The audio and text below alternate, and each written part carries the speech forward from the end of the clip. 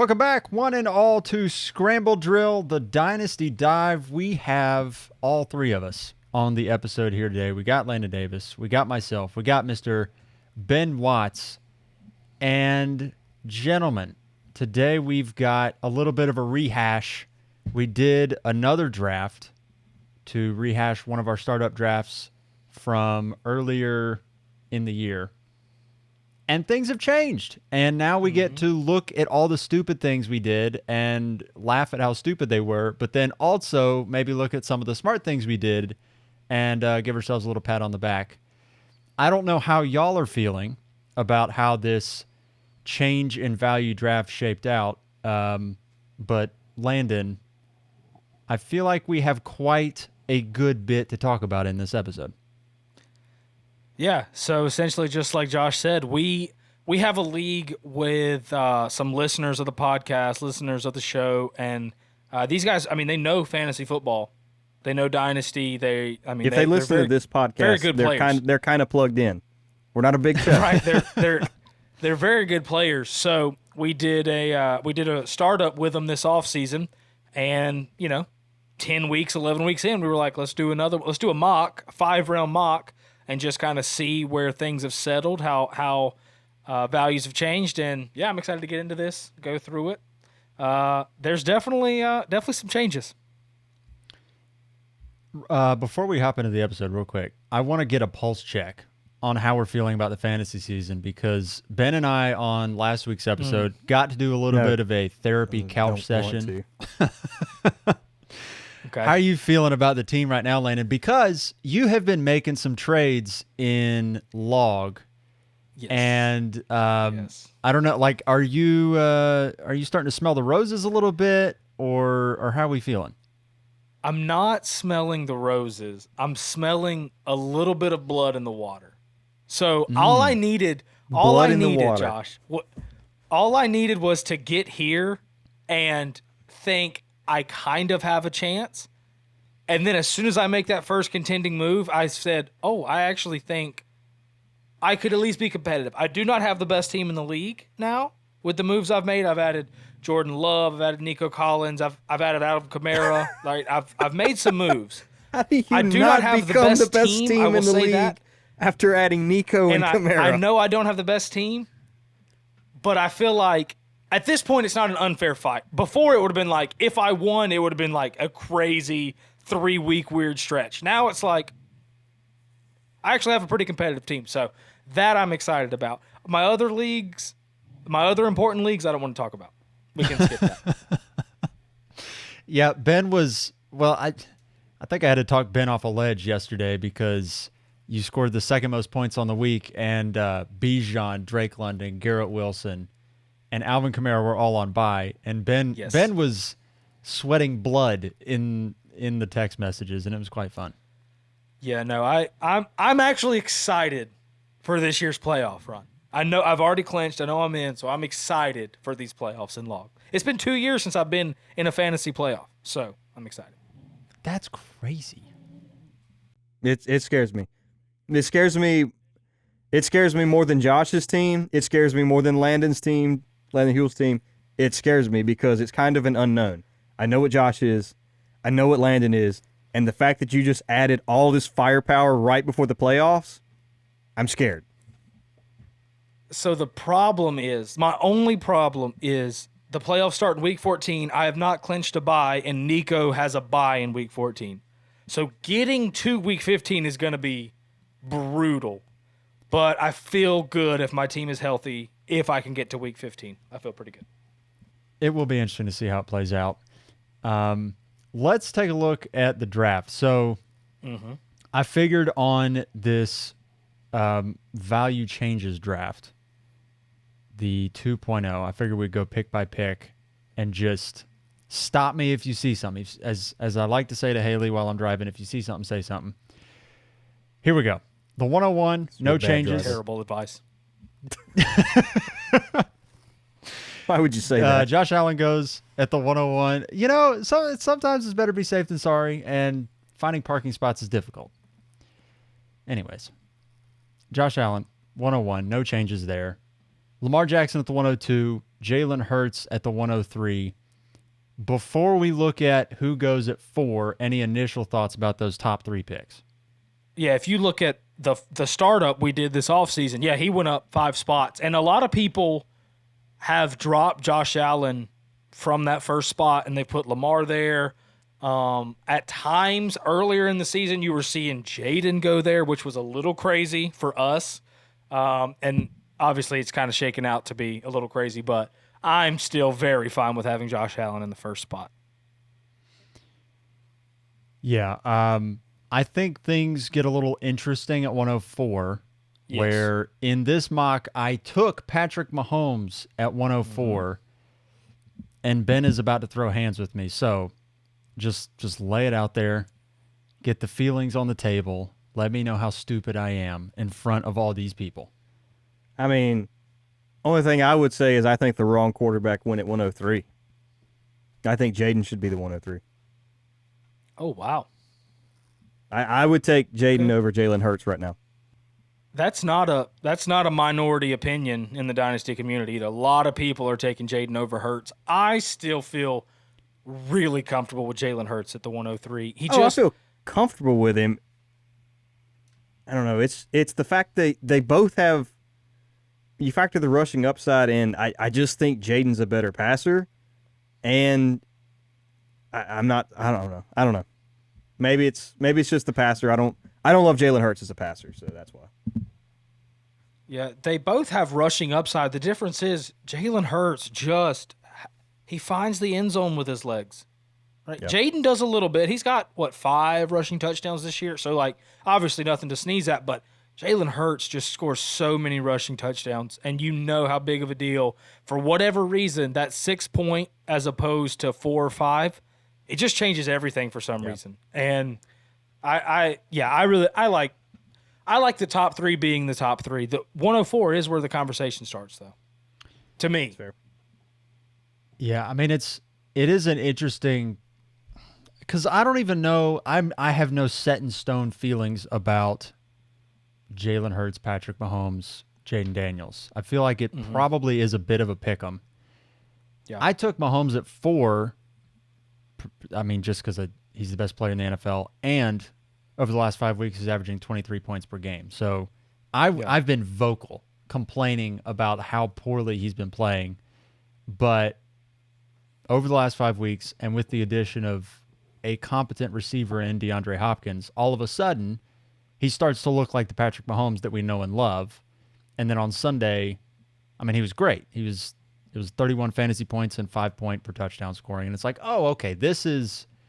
I think I was scared because I didn't know if we were getting that again. And then to see over the past 4 weeks, you're seeing, okay, the Patrick Mahomes that we have come to be obsessed with, he's still there. It's just been a situation where all the receivers are hurt, and it's been difficult. And like the games aren't changing, but he's producing more. And so it's like, okay, just chalking back up where he was. So I don't know. Their defense is letting up some more points than they have been earlier in the season. So that factors into it a little bit. My only pushback will be to the DeAndre Hopkins point is Rashee Rice was a top 5 receiver early in the season, and Mahomes still wasn't putting up amazing numbers. But that is a little different, because Rashee Rice and DeAndre Hopkins are different in terms of Rashee Rice produced more, but in terms of what defenses have to prepare for, they're a little different, because as good as Rashee Rice is, he's not great at getting open. He's great after the catch. They're great at scheming him the ball in his hands. DeAndre Hopkins gets open, and so that's just a little bit different layer defenses have to deal with, so that's helped some. But, Josh, if you're looking for me to say something bad about Patrick Mahomes, I know and you talk won't down, do it. You're not getting it out of me. You're not getting it out of me. So go somewhere else for that. Yeah, I mean, you could take Jaden there. I will not be mad at you whatsoever. Yeah. My only thing I was going to note in here is there was 3 teams had the CPU pick, and so the ADP is a little off. CJ Stroud went at 5. I feel like all 3 of us would probably argue him to be way later in the first round versus this high. For sure. Right. I said looking at this draft, I think the first 10 picks that were taken, aside from C.J. Stroud, the other 9, those are your top 9 players in Dynasty Fantasy Football right now. I think you probably move C.J. Stroud to the end of that tier around the probably 110 to 1 or probably 110 to 202, somewhere in there. But the other 9 players, those quarterbacks we talked about, Chase, Jefferson, Lamb, Burrow, and Daniels, those are your guys. Those are the top 9 players in Dynasty Fantasy Football. I think this draft got that right. Yeah. Yeah, and you mentioned the other players. You got Chase, Jefferson, Lamb, and Amon-Ra go in the first round at receiver. That is the top 4 coming into the season in a different order. I would argue Amon-Ra over CJ, honestly. Oh, yeah, okay. That's fair. That's fair. That's fair. Yeah, I mean, I probably prefer Amon-Ra to Herbert, and I think Herbert and Stroud are pretty much the same player right now. So, yeah, I think Herbert, Stroud, Kyler, and Jordan Love, I think you could make arguments for any of those guys. I think those guys are really close. And I think it's dang near preference at this point. Yeah, no, it's a total I mean, all of them can win you a week, but none of them will consistently win you weeks. I mean, they'll be meh a couple times, but they'll be amazing a few times as well. So they're kind of it's probably with just whatever flavor of week winner you want. One point I will make: if you're out there and you're trying to distinguish between quarterbacks, at least on this podcast, and I think this is the reality for Dynasty Fantasy Football, 27, 28, 29-year-old quarterback is not the same thing as that age receiver or running back. We're not putting Stroud over Mahomes or Allen just because he's so much younger. At the quarterback position, that's not the deciding factor that you should be looking at. No. I think where things get interesting is right there at the end of the first round. There's a couple guys we should talk about there. Right. And a guy who's not right there that needs to be there. Brock Bowers. Brock Bowers, dude. Yeah. So the conversation, I think Bowers in this draft, I would have taken him ahead of Hall, Herbert. I would have taken him ahead. I mean, this is a tight end premium and, draft, so people know. Yeah. And definitely Marvin. I think the conversation would be between Bijan and Bowers. I think that's the distinction you have to make. And I'm kind of fine either way. I think you're getting the number 1 at their position either side.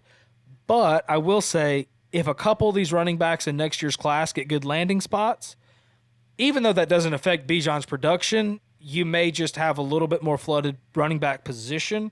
So I think Bowers is going to be going ahead of him in the offseason. Yeah, no, I'm kind of there with you because I agree. Like Bijan, it's going to be hard for, in my opinion, anybody, even though I love Ashton Genty, it's going to be hard for him to pass Bijan in my mind. It may be hard for him to pass Gibbs in my mind because I think Gibbs is right there with Bijan too. But I think when we like to rank a lot of guys in tiers. Tier 1 for running backs could be a big tier with some of the running backs that get added and bumped up. Versus Brock Bowers is literally by himself at tight end. Yeah. I think is there another conversation? Breece Hall went at 2-3. And I think we all agree that's too high for him. He went above Gibbs, which there's no way I'm taking Breece Hall over Jahmyr Gibbs right now. I think the conversation has shifted from Gibbs versus Hall to Barkley versus Hall. I think Barkley should start to get the treatment CMC was getting this offseason, to where he's getting a little older, he's on a second team, but he just scores so many points.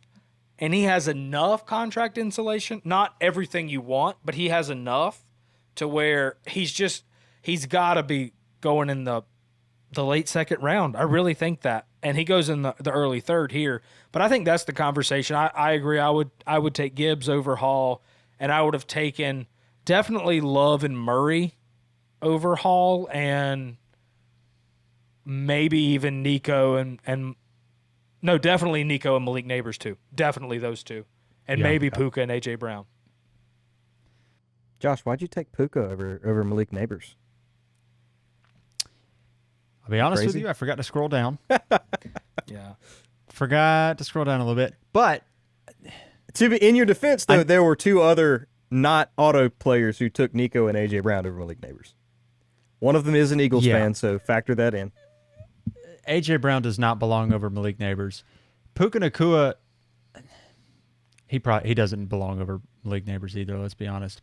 I think Puka's so interesting, though. Right after Neighbors, though. I would take him right after. Right. Puka is so interesting because he's been injured this year, but in the games he's played, we've got 4 full games. He's gotten 100 yards in 3 of them. Puka's getting like 14 targets a game. Cup's getting 12, Puka's getting 14. Man. It's unbelievable what Cup and Puka are doing. It's crazy. It is filthy. Good. I'm still scared of the Matthew Stafford question there with Puka and Cup, frankly, but more so with Puka. Like, what does that look like? Cup's not going to be beyond Stafford anyway. I would not be shocked whatsoever if he retired at the end of this year.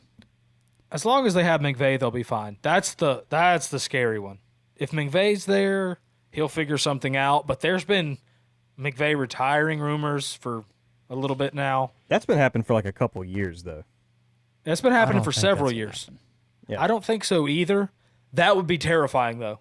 That would be terrible. Yeah, I mean, that would change everything. That'd be terrifying, yes. I did see, though, he is still the second youngest coach in the NFL.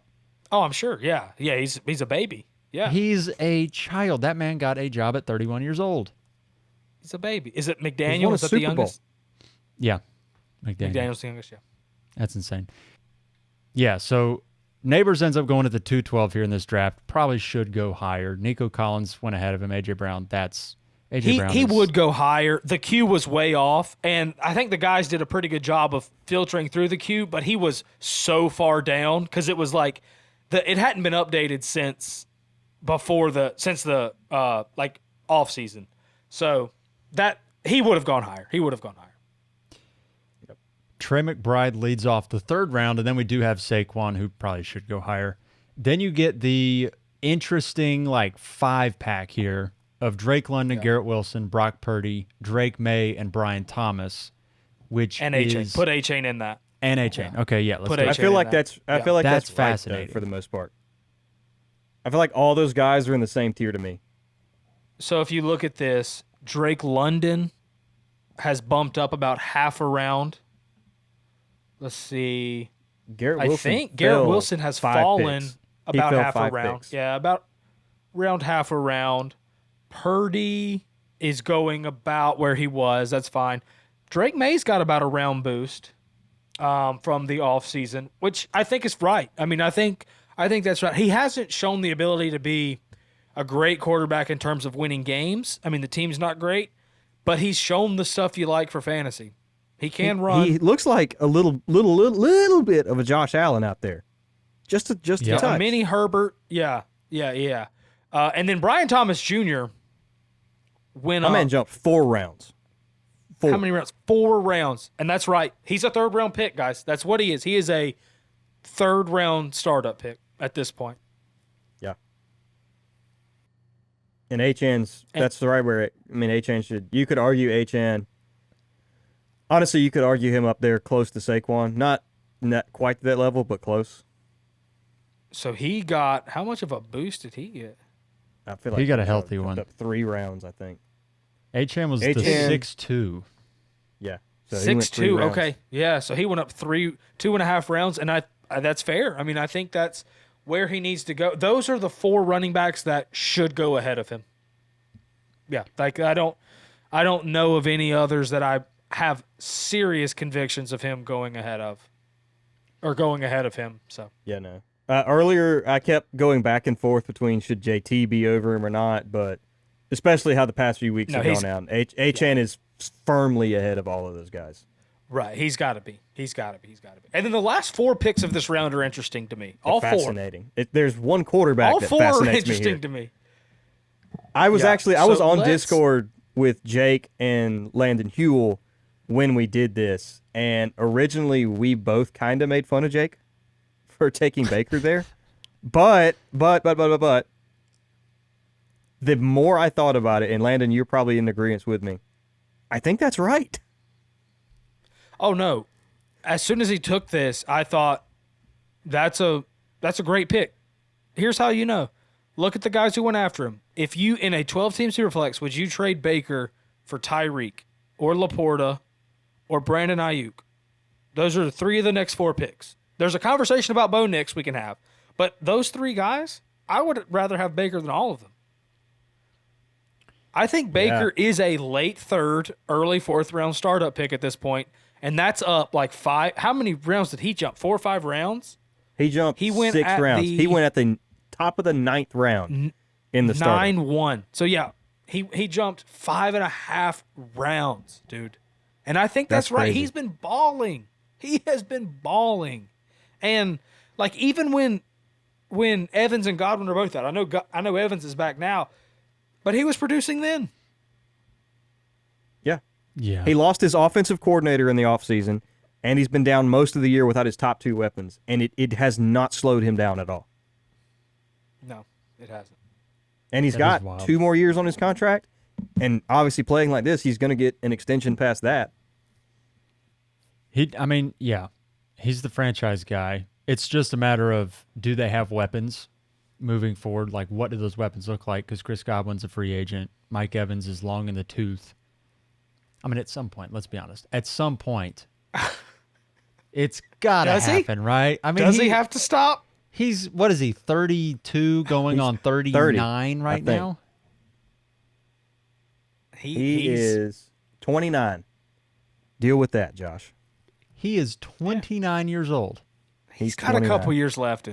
Dude, he's the oldest 29-year-old in the history of humanity. But look, Yeah. what did we say last time? You play Dynasty in 3-year windows? You mean to tell me that there are no other quarterbacks in a 3-year window past him that I would rather have? There aren't. Not on this list. I don't think so, man. I think he's a late 3rd, early 4th round startup pick. I think Jake got that one right. Yeah. You mentioned Bo Nix as the one guy That's to have an a interesting conversation one. about. Yeah. I do think you could make a pretty convincing argument that Bo Nix is your guy for the – he's 24, he's got Sean Payton, and he's starting to ball himself. Bo's only a couple years younger than Baker. Well, what is he Baker? played college Baker's 29. forever. Baker and Mike Evans are the same age, and Mike Evans is aging in They are dog not. years, Mike Evans is so- 31. Yeah. Oh, okay. We can move on to the 4th round after this, but I just want to give a slight just tight end thing. So Bowers is up 2.5 rounds in this draft. Trey McBride is up a full round. As well he Hawkinson's should. an interesting one. Ben, you chose Hawkinson because we were kind of editing some of the CPU picks. You chose Hawkinson late 3rd. Do you think that's where he should be going? I think that's where he should be going. I think there's a clear – I think there's 3 tight ends. Bowers is way ahead of everybody. McBride is not far – I guess not incredibly far behind Bowers, but he's a good bit ahead of Hawkinson. And I think Hawkinson's a good bit ahead of the next guy, Sam Laporta. Like, Hawkinson, he's only 27 years old. The offense has looked amazing. He's been great ever since he came off his injury. I don't have a reason or see a reason that he shouldn't be here. He's got a contract. He's got a quarterback, assuming J.J. McCarthy's been good. But that was actually an argument for J.J. McCarthy because I don't think Sam Darnold's coming back. But Sam Darnold has looked really good in this system. It's all a system thing for the quarterback. So I think J.J. McCarthy will be fine getting the ball to T.J. Hawkinson. I'm not worried about it. How good is this draft class for quarterbacks? It's very possible all of these first-round picks are hits. Oh, you're talking about this past year. Oh, Yeah. yeah. It's looked good so far. I was confused. I was still like, I guess Shador. I Yeah, don't know. you're talking about this past year. Yeah. I'm talking about all these first-round rookie quarterbacks. No, it's a historic mean, rookie draft class. Yeah. This is a historic class. We didn't talk much about Caleb. He actually dropped a few spots for this draft, but he's a early to mid 2nd round pick right now. That's what he hasn't fallen much. Jaden shot up. Bo Nix has kind of shot up. JJ's kind of maintained, even with an ACL injury. I think Sam JJ Darnold's McCarthy making actually him went up maintain, one 'cause we're like, spot. oh wait, Sam Darnold's doing good. I think it's Yeah. it's fun. It's so weird that Sam Darnold has done enough to where you're like, oh shoot, that system is just so good. JJ McCarthy's going to be really good, but he hasn't done Right. enough to where like we're worried they're going to keep him. Like they're not going to keep him. They're not going to keep him. Yeah. But my point with the TJ Hawkinson pointing that out, it's like we've said for a while, if you have Bowers or McBride, you build around them, and then it's just kind of a big clump of pick who you like better. And you think TJ's a little ahead of the rest of the guys. I think he is. I think the other tight ends are, yeah. I mean, it's just Bowers and McBride, or you build around everyone else is just can be good. But I think TJ Hawkinson's got 3 elite years in him. I would think so. Okay. He probably has more than that. He's probably got 4 or 5. I would He's love that. 27. I would love that. I know you. Let's put it this way. I'm counting on TJ Hawkinson once Kelsey's gone and Mully. So I need him. I need him to be good. How do we feel about old boy Kyle Pitts? Because he ended up being an auto pick, but he went at the exact same spot he went in the initial startup, Yeah. which I is that's fascinating. Lower. In terms of tight ends, I think that's probably right. I mean, I wouldn't prefer Kincaid to him for sure. Maybe Kittle. I don't know. I think, like I said, I don't feel great about tight ends. I don't feel great about tight ends after those first I feel two. like there's a Maybe- good argument maybe for George Hawkins. Kittle to be a little bit higher too. Dude, he's been so good. He's been been so insanely good. We have been been so talking good. about Bowers as if he's the second coming of Jesus, and Kittle's outscoring him. So, He's also a decade older. So well, yes, he's Literally a a decade decade. older. A full 10 He's years. literally. but He's in the 5th grade when Bowers was born. you get to a certain point though with players where it's like they're the best player of their position, and we're like, yeah, but they're old. Yeah, no, Yeah. Kittle's been great. Yeah, Rashee Rice went at the 4.7. Yeah. Where do we feel there? The only negative thing I'll say, and I'm not saying I disagree with it whatsoever, but you do have to factor in he does have the ACL injury, and he's probably going to face some sort of suspension next season. I don't know if y'all factor that in at all, but just keep that in mind. Go. Yeah, this is a steal at this price. I mean, if we're starting next year, let's say he's going to get suspended 3 games, but he's healthy next year, he's going to be going probably. I would be taking him ahead of London and Wilson. Like those are those 2 guys, and I think there's going to be conversations with AJ Brown, and probably have him ahead of AJ Brown. Like this is a steal at this price. Obviously, the season's still going on, so this is a mid-season startup. So like, if you had to play out the rest of this year, he wouldn't be taken here. But, yeah, I mean, this is a steal. He's going to be an early 3rd-round pick. Yeah. Yeah, that was the one guy that jumped out from this draft, because it's like he is so obviously elite. I mean, you get the peripheral numbers his rookie year where you're saying, okay, yeah, he's probably elite, and then he comes out before he's injured this year and he is elite, and there's no replacement coming. I mean, they drafted Xavier Worthy, and he's fine. He's a nice addition. At Kelsey, I mean, yeah, Rashee Rice is the future of the offense. Whatever that looks like, he's locked in. Yeah. Chris Olave, I feel like, is honestly too high. He's So falling. hard. He's Yeah, falling I mean, for me, dude. He's not even a guy. It's like I'm just not interested in having him on my team right now. Like I don't know how to value him, so I'm not interested in having him. Does that make sense? Because I have Right. no idea how to value him. You don't want to play the roulette game with. I don't wanna play the I don't know what roulette I'm game. buying. I've Yeah. been saying this all off season. The one league I had Chris Olave, trading him was the best decision I've ever made in fantasy this offseason. I mean, he just, even when he was healthy this year, he was kind of productive. Like he had some top 20 weeks, I think, a couple maybe, but like he's never shown the ability to produce at a wide receiver 1 level. Has he ever been a wide receiver 2?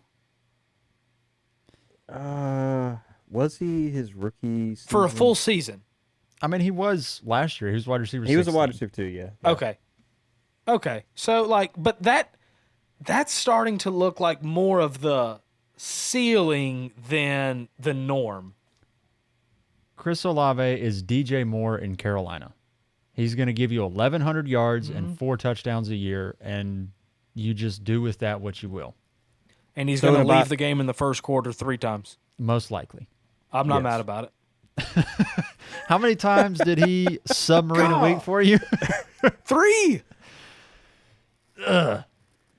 Killer. Jared, that's what this Derek is. Carr this throwing those hospital balls to him is balls. Killing this man. Bro. Actually sent him to the hospital one time. Derek Carr threw him the most obvious hospital ball in the history of hospital balls.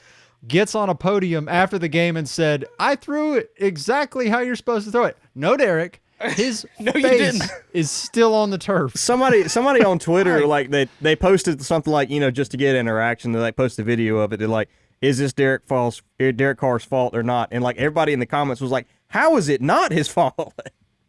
Maybe the Chris Olave problem is a Derek Carr problem. I would say there's a positive and a negative. You could look at it both ways. They fire their coach.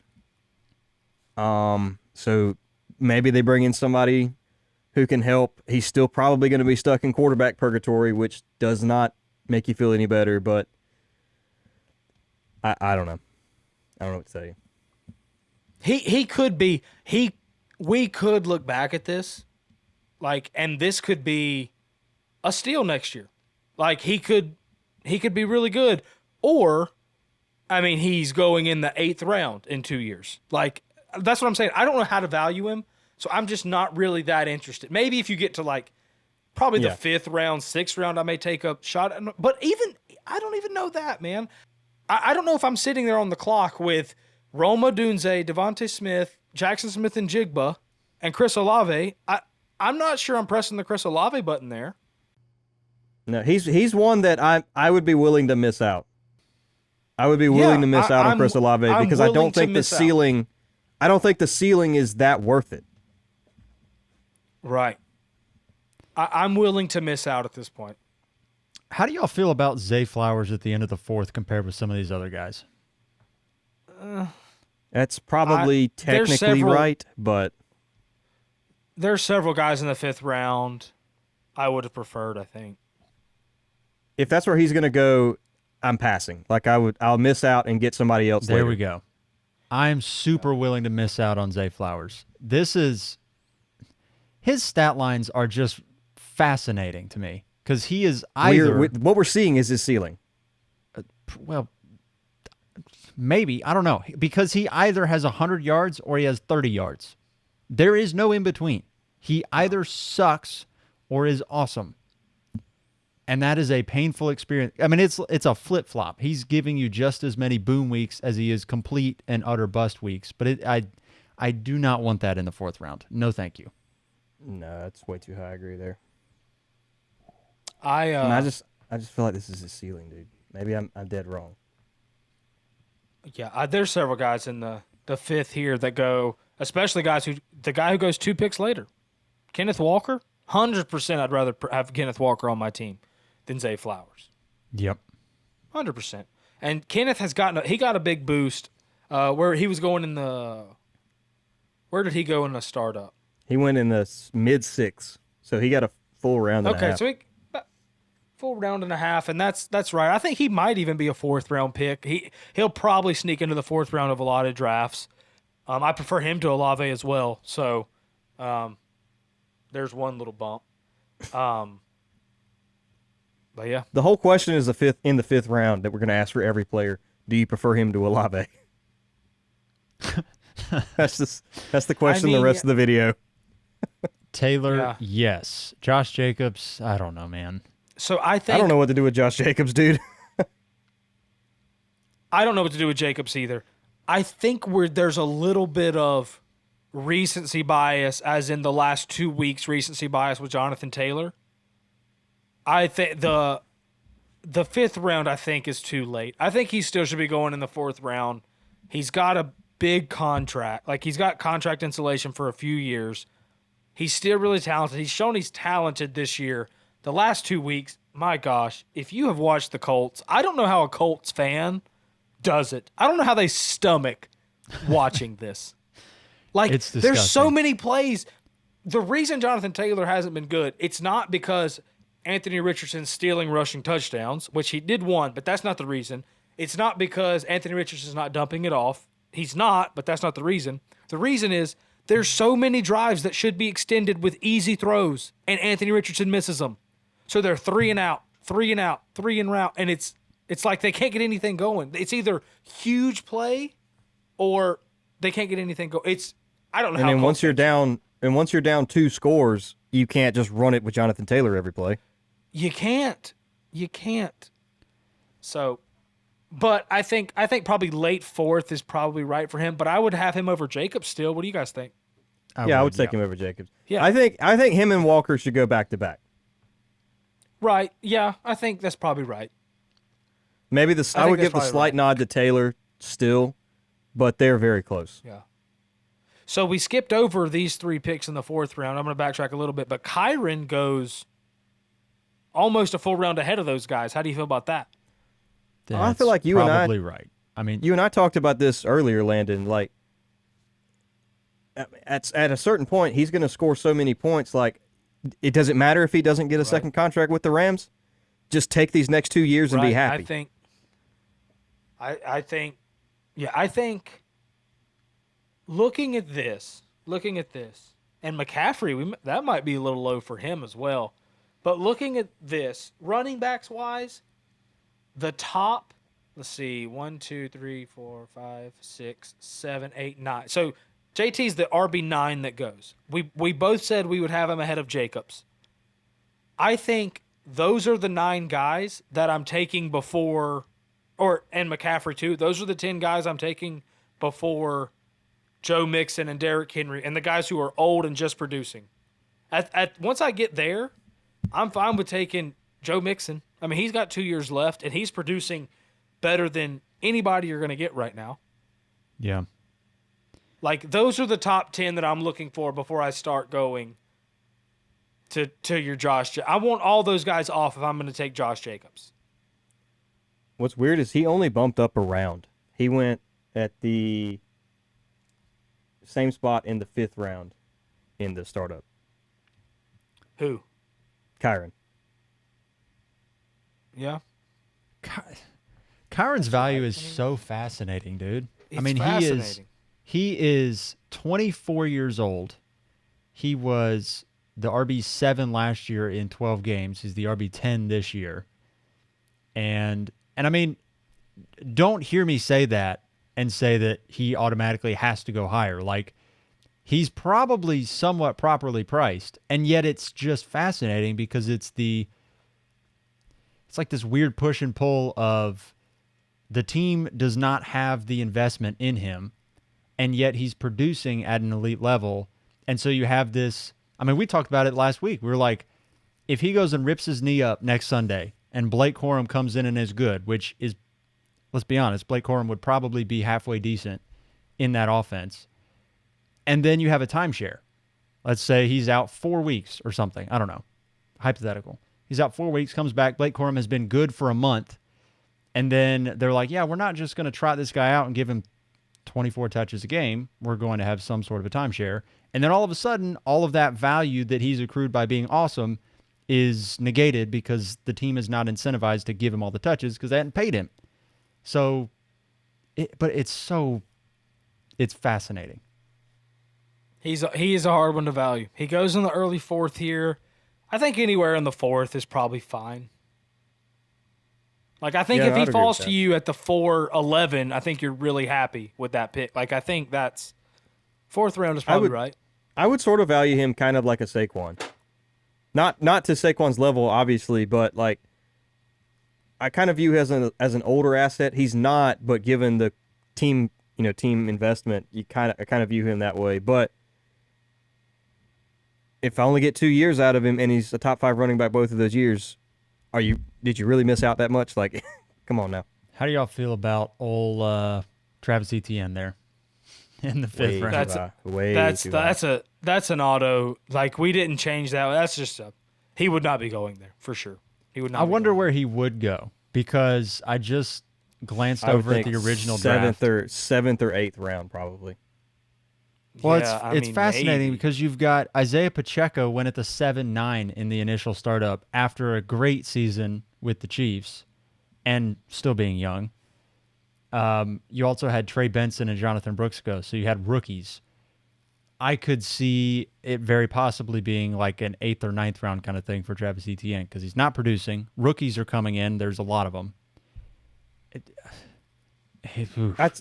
He could still get a second contract somewhere. I'm not completely. And he's still got, is it one more year under contract in Jacksonville? So, is it one more year? I think it's one more year year. option, right? Because he's a first round pick. So yeah, he's got a 5th year. They would have to pick it up though. Well, he's only it's his 4th year. Yeah, you're right. We'll see. I think I'm not so sure they even pick up that 5th year option. Because they're gonna fire. They're gonna fire everyone, and if you get the only players they're gonna have like reason to keep will be Trevor Lawrence and Brian Thomas Jr. Everyone else is on the chopping block. Yeah, they'll probably stick with Tank Bigsby and draft a running back in the 4th round and just roll out that committee and let Travis Etienne go play for $6 million somewhere else. Yeah. Golly. How the mighty have fallen. Yeah, I mean, I think that's probably what happens at this point. What about... There's one guy... Go ahead. I was just going to say these 4 receivers here in the 5th. You've got Adunze, Devonta Smith, Pickens, and Jackson Smith and Jigba. We were having a discussion was the before one we I wanted record. to highlight.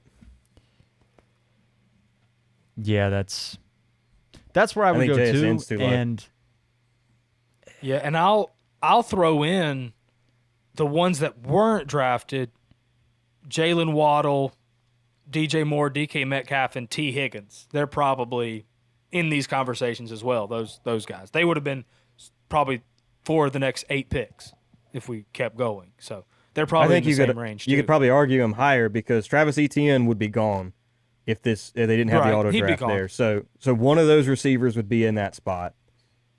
I think you can argue Zay Flowers and Chris Olave a little bit lower and bump Waddle and T. Higgins up potentially. I think you could argue JSN in Olave's spot, honestly. JSN's been great. What did you say in our predictions episode that she would be a top 15 wide receiver in Dynasty after this season?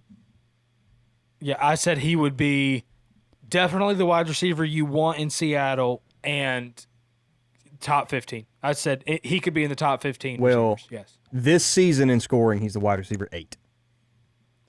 So you're looking pretty good there. You're looking really good. We're getting there. Yeah, that one was not bad. Your pick with Jamar Chase was not bad either. So, but yeah, I think JSN should go probably earlier than the late 5th. I think he probably is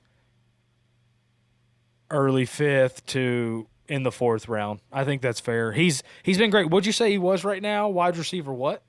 He's the wide receiver 8. Wide receiver 8, guys. Year 2. Year 1 in this. I mean, his offensive coordinator last year, he didn't produce last year. And there were talks that the offensive coordinator wasn't that great. Well, that offensive coordinator got a new job in Chicago and has already been fired. So I think there's reason to believe he was not that good. And so the first year without him, you see JSN as the wide receiver 8 right now. Like, I don't know. He's been great. He's definitely an early 5th, maybe 4th round pick at this point. Yeah. On an unrelated note, Shane Waldron sucks. That is very related. That's exactly what I was saying, Josh. Josh, why don't you pay attention? Just had to let everybody know, just in case you missed that. It was borderline plagiarism. Yes, that was it was not an unrelated note. Just in case you were missing the subtlety of his point, I had to make it very clear and obvious. Yeah, Landon didn't bring up Shane Waldron. He was talking about the Seattle Seahawks coordinator last offseason. Yeah. Anyways. there is 2 picks here that we missed that I feel like might deserve more conversation than anyone else in this draft. At the 4-4 and 4-5, it goes Anthony Richardson and Trevor How did we Lawrence. miss that? How did we miss that? How did we miss that? Right? So we will say this. The Anthony Richardson pick was an auto pick, and we edited a lot of these because they were so bad. We left this one. Is this where he would be going right now? I think you could argue him lower, but also at the same time, like Trevor Lawrence has not shocked the world, so I don't think there's a real argument for him to go over him. Now, Jared Goff and Tua, I think, could make good arguments. But that's really it. See, I took Trevor the pick after him. I would have taken Trevor.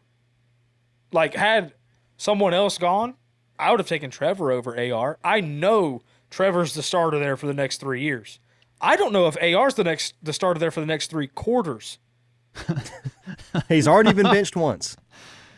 I mean, Surely, I don't know, man. Surely they're not going to do it again.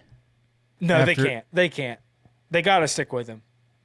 But that's what we've said. We've talked about AR a lot this year, and we've said all he has to do is be good enough to not get benched. And man, I don't know if that's the case. I don't know. I've never really seen a quarterback like him because he Yes, looks. we did. Justin Fields. It was different. Justin Okay. Fields. Now, Trey Lance. No, Trey Trey Lance Lance never is played. different. Trey Lance is different. Trey Yeah, Lance that is played different. 3 quarters and then died. Yeah. Anthony Richardson will probably make both the best play in the game and the worst play in the game. Yes, absolutely. Justin Fields. Bro, okay, hold on. I watched a lot of the Colts games this week because I had 2 players going in one of my important leagues. AR got an intentional grounding on a pass. He was trying to hit the receiver, and the receiver was where he was supposed to be, and he got intentional grounding. That's not a joke. That's not a joke. It was intentional. He threw it like 20 yards over his head. I was like, what? Now, he was being pressured, right? It wasn't clean pocket, but still, intentional grounding, dude. I think that's got to be a first. I mean, that's a microcosm. I mean, it's comical. You have plays like that play from earlier in the year where you've got the camera on the ceiling and he throws that like 90 billion yard bomb to Alec Pierce, and it's like, oh my goodness. And then the next game, he's doing that. He's getting intentional grounding when he's trying to throw to somebody. There's the play where he throws it into 3 bears in front of him. Yes. There wasn't a receiver there. He just threw it to 3 bears. Yes. It's so, but then you also get weeks like a week ago where you see it when he just doesn't, when he eliminates a couple of the stupid things. Like this past Sunday, he goes 11 of 28, which is, I mean, that's basically the Anthony Richardson stat line in 2024. But in week 11, they play the Jets, and he goes 20 of 30 for 272, a touchdown, no picks, 2 rushing touchdowns. And you go, oh, okay, that is the promise that you want to see. Now, to be fair, on Sunday, he did not turn the ball over. I take that back. He had a fumble. He didn't throw an interception. You're defeating your own conversation, Josh. Oh, I can't do it anymore, man. I don't know. I don't know what to say. I don't know what to say. No, about it. I feel the same way. Like I kind of feel like when I said what I said about Olave, I don't know how to value him. I don't know what to do with him. Like this could be, we could look back in a year and this could be the biggest steal of all time in fantasy football, and he's going back in the first round. Or we could look back in a year and he's backing up Sam Darnold. Like, it's one of those things. I came very close to trying to trade him after his Jets game, where he has 28 fantasy points, and I'm sure somebody was. You could trade him on the argument of, oh, look, he's fine now. Right.